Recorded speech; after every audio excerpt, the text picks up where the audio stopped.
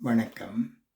கேடி Ottawa என்ற இந்த சேனலுக்குரிய இப்பதிவினை முதற்தடவை பார்ப்பவர்கள் அல்லது ஏற்கனவே பார்க்க தவறியவர்கள் சப்ஸ்கிரைப் பண்ணி பார்க்கும்படி தயவுடன் கேட்டுக்கொள்கிறேன்.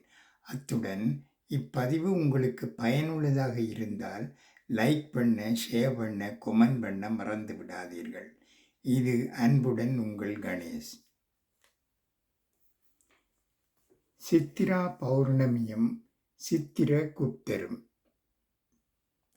ஒருவரின் பாவ புண்ணியங்களுக்கு தக்கபடி தண்டனைகள் வழங்கி தனியாளாக தர்ம பரிபாலனம் செய்து வந்தார் யம தர்மராஜன்.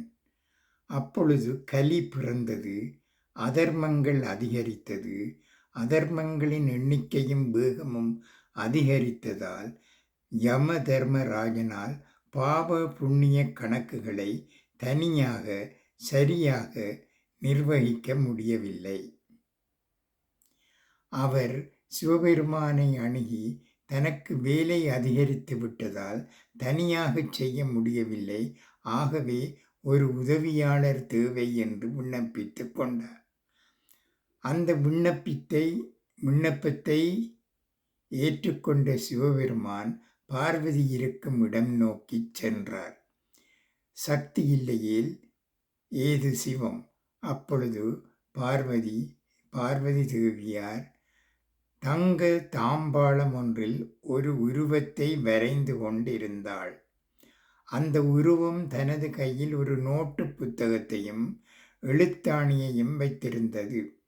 இதை பார்த்த சிவபெருமான் லோக மாதாவிடம் அந்த சித்திரத்திற்கு உயிர் கொடுக்கும்படி கேட்டுக்கொண்டார்.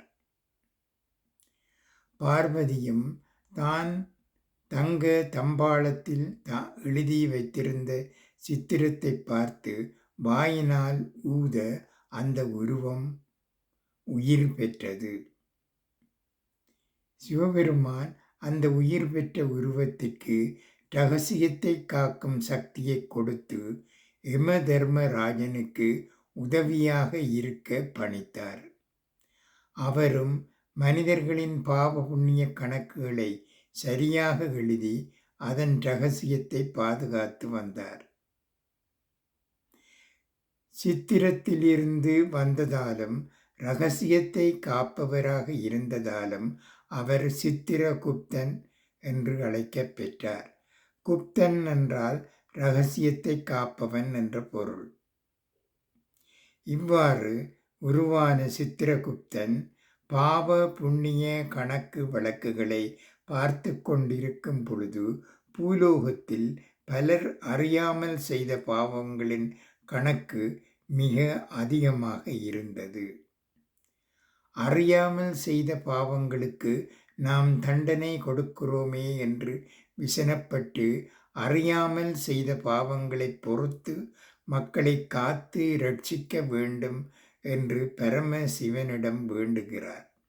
அதற்கு சிவபெருமான் சித்திரா பௌர்ணமி அன்று சித்திரகுப்தனை வேண்டுபவர்களுக்கு அறியாமல் செய்த பாவங்களிலிருந்து விலக்கு அளிக்கும் சக்தியை சித்திரகுப்தனுக்கு அளித்தார். சித்திரகுப்தனும் ஜனங்களை அறியாமல் செய்த பாவங்களிலிருந்து காத்தருளி வருகிறார். சித்திரா பௌர்ணமி அன்று சித்திரகுப்தனை வணங்கினால் அறியாமல் செய்த பாவங்கள் மலையளவாக இருந்தாலும் அது கடுவளகாக மாறும். அதுபோலவே அன்று செய்யும் தானம் கடுகளவாக இருந்தாலும் அது மலையளவாக மாறுவதும் உறுதி.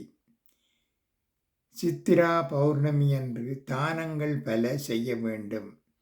முக்கியமாக நோட்டு புத்தகங்கள், பேனா, பென்சில் முதலிய எழுத பயன்படும் பொருட்களை தானமாக வழங்கினால் வாழ்வு சிறக்கும் என்பது நம்பிக்கை. சித்திரகுப்தனுக்கென்று தனி கோவில்கள் பல அமைந்துள்ளன. அவற்றுள் ஒன்று காஞ்சிபுரத்தில் இருக்கிறது. நன்றி, வணக்கம்.